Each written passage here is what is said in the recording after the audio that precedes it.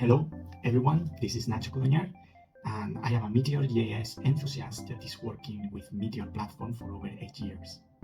I have been working mainly to private projects, but I recently had the chance to join into the Meteor core and be able to contribute to the open source part of this platform, but also to help into the release of the Meteor 3 and what is going to come next. Meteor promotes reusability of the code. It also have a powerful reactive interface for making your real-time features really easy to do, and also provide to many packages for the essentials features of your applications, like the authentication system.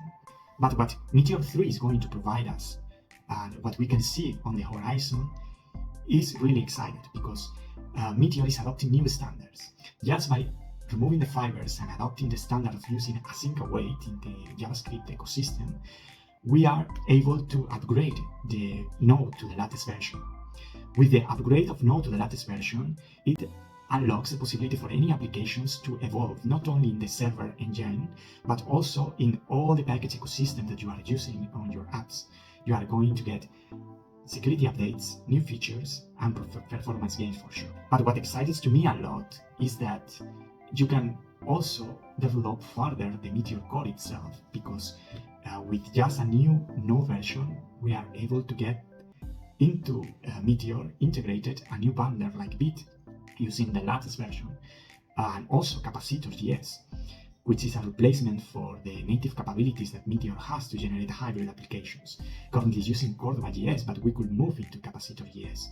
But for instance, in my case, I'm using Capacitor.js in a project, but I am locked into a specific version of this tool because Meteor old version is not supporting latest node version.